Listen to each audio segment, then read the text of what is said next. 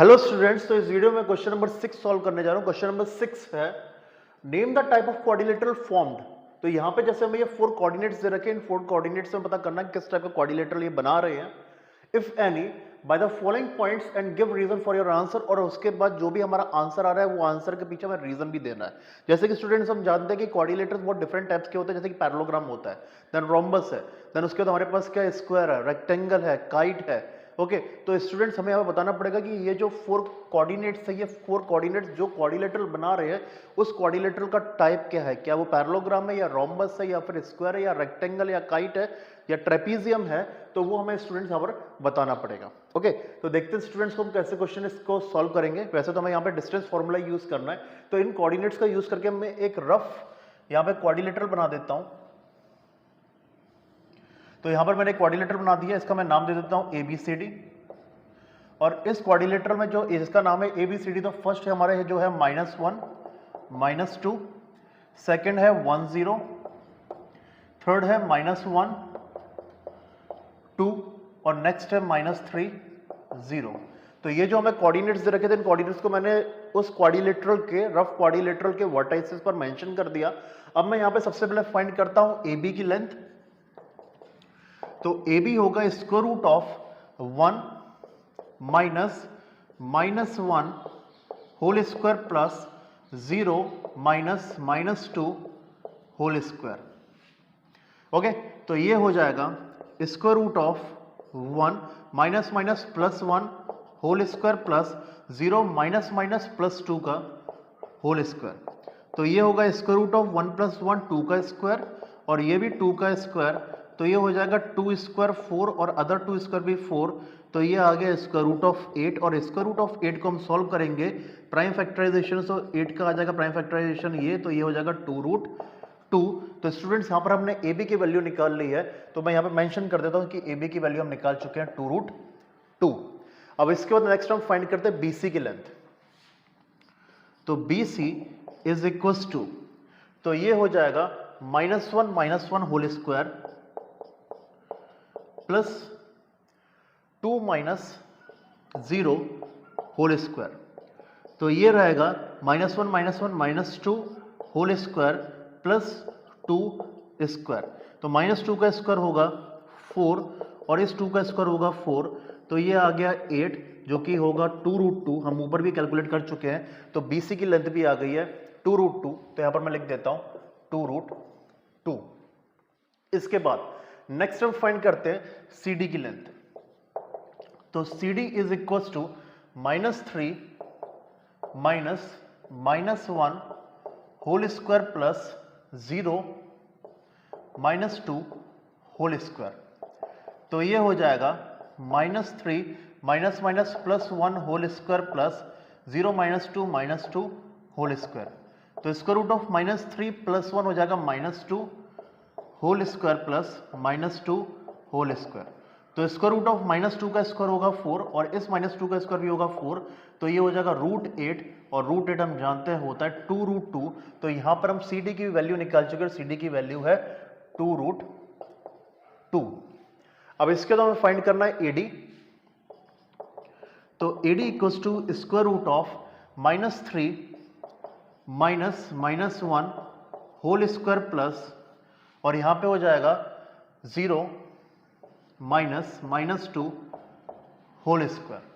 तो ये हो जाएगा square root of -3 minus minus plus 1 whole square, और ये हो जाएगा 0 तो हम रिमूव कर सकते हैं, और माइनस माइनस प्लस 2 का होल स्क्वायर। तो ये हो जाएगा आगे -3 प्लस 1 -2 का स्क्वायर प्लस 2 का स्क्वायर। तो ये है -2 का स्क्वायर 4 और 2 का स्क्वायर 4, तो स्क्वायर रूट ऑफ 8, और स्क्वायर रूट ऑफ 8 जब हम सॉल्व करेंगे तो ये कितना आएगा 2√2। तो यहाँ पर AD की वैल्यू आ चुकी है 2√2, तो ये हो गया 2√2। तो स्टूडेंट्स हमने यहाँ पे इस क्वाड्रिलेटरल के 4 साइड्स की लेंथ फाइंड कर ली है, और ऑल 4 साइड्स की जो लेंथ है वो क्या है 2√2। तो स्टूडेंट्स अब ये रोम्बस भी हो सकता है और ये स्क्वायर भी हो सकता है। अब ये रोम्बस है या स्क्वायर, ये कैसे मेंशन करेंगे या डिस्टिंग्विश करेंगे, उसके लिए हमें फाइंड करना पड़ेगा इसके डायगोनल्स की लेंथ, क्योंकि रोम्बस में डायगोनल्स अनइक्वल होते हैं और स्क्वायर में डायगोनल्स इक्वल होते हैं। तो यहां पर हमें AC की लेंथ फाइंड करनी पड़ेगी। तो मैं यहां पर नेक्स्ट AC की लेंथ फाइंड करने जा रहा हूं। तो यहाँ पे लिख देता हूँ A C is equal to square root of, तो ये जगह -1 -1 होल स्क्वायर प्लस, और ये जगह 2 -2 होल स्क्वायर, तो ये रहेगा स्क्वायर रूट ऑफ -1 माइनस +1 का होल स्क्वायर +2 होल स्क्वायर। अब यहाँ पे स्टूडेंट से -1 +1 तो हो गया 0, 0 का स्क्वायर 0 ही ओनली, तो ये पार्ट रिमूव हो जाएगा, तो ये जगह 2 + 2 का होल स्क्वायर, तो इसको मैं लिखूंगा ए सी इज इक्वल टू 2 + 2 मतलब 4, तो ये 4 का स्क्वायर, और 4 का स्क्वायर मतलब 16, और 16 जो है ये हो जाएगा इसका स्क्वायर रूट कितना 4, तो ए सी की वैल्यू आ रही है हमारे पास 4। अब यहाँ पे फाइनल में फाइंड कर लेता हूं बी डी की वैल्यू, तो लास्ट डायगोनल बी डी की वैल्यू फाइंड करते हैं, तो square root of B D होगा हमारा -3 -1 होल स्क्वायर प्लस, और यह जगह 0 -0 होल स्क्वायर, तो ये रहेगा -3 -1 -4 का होल स्क्वायर, और ये 0 -0 वाला पार्ट हम रिमूव कर सकते हैं, तो ये होगा -4 का स्क्वायर, तो ये हो जाएगा 16, और 16 का जो स्क्वायर रूट है वो होगा 4, तो हमारे पास बी डी की वैल्यू भी कितनी आ रही है 4 आ रही है। तो स्टूडेंट्स इस क्वाड्रिलेटरल में हम देख सकते हैं कि ऑल 4 साइड्स इक्वल लेंथ की, और डायगोनल जो है वो भी इक्वल लेंथ के 4 के, तो इस वजह से ये जो क्वाड्रिलेटरल हमें दे रखा था जिसकी ये 4 वर्टाइसेस थे, ये क्वाड्रिलेटरल जो बना रहा है वो है स्क्वायर। तो students since in this quadrilateral all the 4 sides are of equal length as well as both diagonals are also of equal length, so that's why this is an example of the square. तो students ये था question number 6 में जो first case देखा तो उसका ये complete solution है।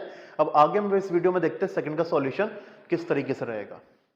स्टूडेंट्स हमें सेकंड केस ये दे रखा है, इस सेकंड केस में अगेन हमें 4 कोऑर्डिनेट्स दे रखे हैं, तो मैं इसको एक रफ क्वाड्रिलेटरल मेंशन कर देता हूं। तो यहाँ मैंने एक रफ क्वाड्रिलेटरल मेंशन कर दिया है, ड्रॉ कर दिया है, जिसका मैंने नाम दे दिया है ABCD, और इस रफ क्वाड्रिलेटरल का जो फर्स्ट ए वर्टेक्स है उसका कोऑर्डिनेट मैं मार्क कर देता हूँ -3 5, सेकंड वर्टेक्स का कोऑर्डिनेट मार्क कर देता हूँ 3 1, इसका नेक्स्ट है 0 3, और इसका नेक्स्ट है -1 -4। तो स्टूडेंट्स इस रफ क्वाड्रिलेटरल में मैंने ऑल द 4 वर्टाइसेस जो दे रखे थे उनके जो कोऑर्डिनेट्स है वो मैंने इस क्वेश्चन के अकॉर्डिंग मार्क कर दिया। हम सबसे पहले AB BC CD और AD की लेंथ फाइंड करेंगे। तो सबसे पहले मैं AB की लेंथ फाइंड करता हूं, तो AB is equal to square root of, तो यहाँ पे हो जाएगा 3 -3 होल स्क्वायर प्लस, और ये हो जाएगा नेक्स्ट 1 -5 होल स्क्वायर, तो ये square root of 3 -+3 whole square plus 1 -5 -4 का होल स्क्वायर, तो ये हो जाएगा 3 + 3 6 का स्क्वायर प्लस -4 का स्क्वायर।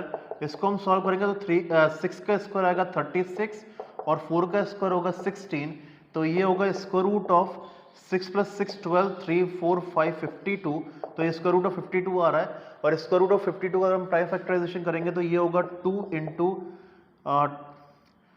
13 2 26 26 2 52, तो 2 × 2 × 13 13 2 26 26 2 52, तो ये हो जाएगा 2√13। तो यहाँ पर हमने AB की लेंथ फाइंड कर लिया 2√13, तो AB की लेंथ है 2√13। अब इसके बाद नेक्स्ट मैं BC की लेंथ फाइंड करता हूँ, तो BC is equal to square root of, तो ये हो जाएगा 0 -3 whole square plus 3 -1 whole square, तो ये है -3 होल स्क्वायर प्लस 2 स्क्वायर, तो ये रहेगा -3 का स्क्वायर 9 और 2 का स्क्वायर 4, तो ये हो जाएगा स्क्वायर रूट ऑफ 9 4 13। तो हमने यहाँ पे BC की वैल्यू फाइंड कर लिया जो कि है √13, तो BC मैंने मार्क कर दिया √13। अब नेक्स्ट मुझे फाइंड करना है यहाँ पर CD, तो CD equals to square root of, तो यहाँ पर हो जाएगा -1 -0 होल स्क्वायर प्लस, और ये हो जाएगा -4 -3 होल स्क्वायर, तो ये रहेगा -1 -0, तो ये हो जाएगा -1 का स्क्वायर, और ये हो जाएगा -4 -3 -7 का होल स्क्वायर, तो ये हो जाएगा -1 का स्क्वायर 1, और -7 का स्क्वायर 49, तो ये रहा स्क्वायर रूट ऑफ 50, और स्क्वायर रूट ऑफ 50 का स्टूडेंट्स हम प्राइम फैक्टराइजेशन कर सकते हैं, जो कि होगा 2 इंटू 5 इंटू 5, 5 से 25, 25 2 से 50, तो ये हो गया 5√2। तो यहाँ पर हमने सी डी की वैल्यू निकाल ली है 5√2, तो सी डी को मैं लिख देता हूँ 5√2। अब इसके बाद लास्ट हम फाइंड करते हैं ए डी। तो A D is equal to square root of, तो ये रहेगा -1 -3 होल स्क्वायर प्लस, और ये -4 -5 होल स्क्वायर, तो ये है square root of -1 -+3 whole square plus, और ये -4 -5 -9 होल स्क्वायर, तो स्क्वायर रूट ऑफ ये हो जाएगा 2 स्क्वायर और ये प्लस -9 होल स्क्वायर, तो ये हो गया square root of 2 square 4 9 square 81, तो स्क्वायर रूट ऑफ 85, तो ये आ गया students square root of 85। Square root of 85 को अगर आप लिखो तो 17 इंटू 5 लिख सकते हो, 17 और 5 दोनों में से किसी का पेयर नहीं बन रहा है, तो ये √85 ही रहेगा, तो इसको हम लिखते हैं √85। अब स्टूडेंट्स इस केस में हम देख सकते हैं कि ये जो क्वाड्रिलेटरल है इसकी 4 साइड्स जो हैं उनकी लेंथ अलग है, 2√13, √13, 5√2 और √85, क्योंकि चारों साइड्स की जो लेंथ है वो डिफरेंट है, इसलिए ये कोई भी टाइप का एक क्वाड्रिलेटरल नहीं है। इसको पैरेललोग्राम, स्क्वायर या रोम्बस या रेक्टेंगल नहीं बोल सकते, ये सिंपली क्या रहेगा, क्वाड्रिलेटरल ही, तो इसको हम लिख देते हैं क्वाड्रिलेटरल। ओके, तो ऑल 4 साइड्स डिफरेंट लेंथ की है, तो ये सिंपल क्वाड्रिलेटरल होगा कोई, तो इस वजह से इस क्वेश्चन का जो सेकंड का जो आंसर है ये हम कह सकते हैं कि ये एक सिंपल क्वाड्रिलेटरल है, ये कोई भी एक स्पेशल टाइप का क्वाड्रिलेटरल नहीं बनेगा इसमें। तो ये स्टूडेंट सेकंड का सॉल्यूशन हम आगे इस वीडियो में देखते हैं कैसे हम थर्ड को सॉल्व करेंगे और वहां पे हमें किस टाइप का क्वाड्रिलेटरल मिलता है। स्टूडेंट्स क्वेश्चन में जो हमें लास्ट जो हमें थर्ड केस दे रखा है वो है ये, तो अगेन मैं एक रफ क्वाड्रिलेटरल ड्रॉ कर लेता हूँ। तो ये हमारा एक रफ क्वाड्रिलेटरल जिसका मैं नाम दे देता हूँ अगेन ABCD, तो ABC और D। तो हमारा फर्स्ट जो कोऑर्डिनेट है 4 5, तो ये हो जाएगा वर्टेक्स A। सेकंड कोऑर्डिनेट है 7 6, तो ये हो गया वर्टेक्स B का। थर्ड कोऑर्डिनेट है 4 3, तो ये हो गया C का। और जो लास्ट कोऑर्डिनेट है 1 2 ये है D का, तो हमने लिख दिया 1 2। तो अगेन हम इस क्वाड्रिलेटरल के ऑल 4 साइड्स की लेंथ फाइंड करते हैं। तो सबसे पहले AB, तो AB होगा square root of 7 - 4 whole square plus 6 - 5 whole square, तो ये है 7 - 4 3 स्क्वायर, 6 - 5 1 स्क्वायर, तो square root of 3 square 9 1 square 1, तो स्क्वायर रूट ऑफ 10 हो गया। तो यहाँ पे हमारे पास AB की लेंथ आ गई है square root of 10। Square root of 10 solve करने का कोई मतलब नहीं है, क्योंकि 10 का प्राइम फैक्टराइजेशन करोगे तो 2 इंटू 5 आएगा, ना 2 का पेयर बनेगा ना 5 का पेयर बनेगा। उसके बाद नेक्स्ट हम फाइंड करते हैं BC की लेंथ। तो स्क्वायर रूट ऑफ ये हो जाएगा 4 - 7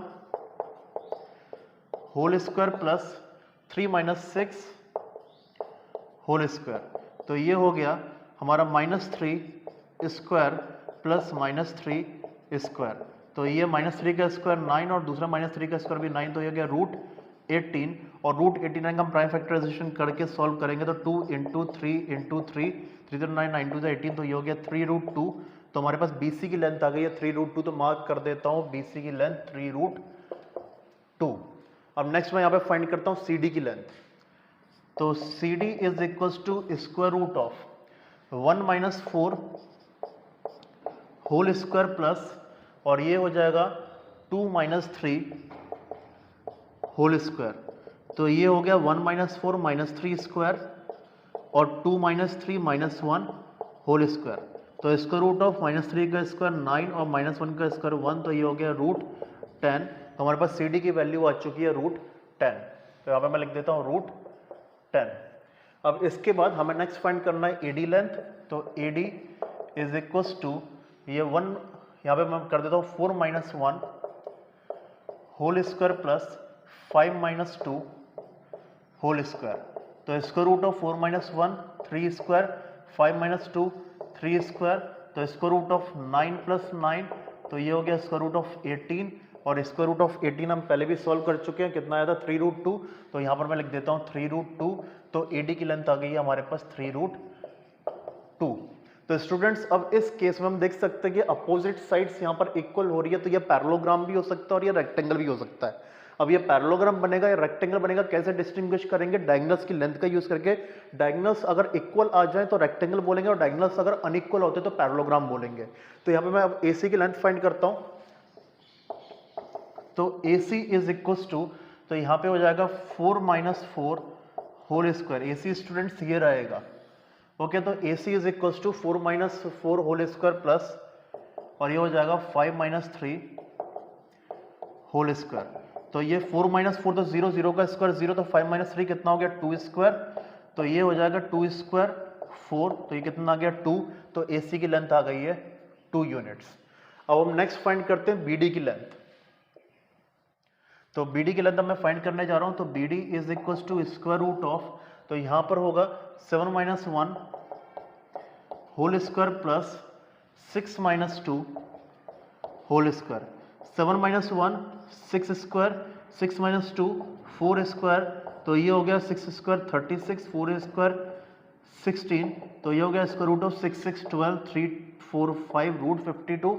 और रूट 52 का हम प्राइम फैक्टराइजेशन करेंगे तो ये हो जाएगा 2 2 4 4 और 13 4 52, तो ये आ गया रूट 2 रूट 13।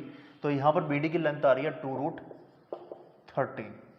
अब स्टूडेंट्स इस क्वाड्रिलेटरल के केस में अपोजिट साइड्स इक्वल हैं लेकिन डायगोनल्स क्या है? अनइक्वल।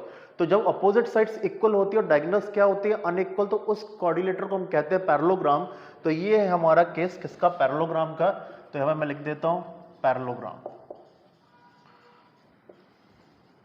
अगर डायगोनल्स स्टूडेंट्स इक्वल हो जाते तो इसको हम पैरेललोग्राम ना बोलते हो, रेक्टेंगल बोलते, क्योंकि लेकिन डायगोनल्स क्या हो गए? अनइक्वल हो गए। डायगोनल्स की लेंथ अलग अलग आने की वजह से 2 और 2 रूट 3 अलग आ रही है, इस वजह से इसको हम क्या बोलेंगे?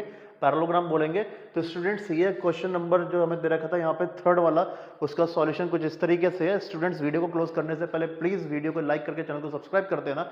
तो हम मिलेंगे स्टूडेंट्स नेक्स्ट वीडियो में नेक्स्ट क्वेश्चन के साथ। तब तक के लिए बाय एंड टेक केयर।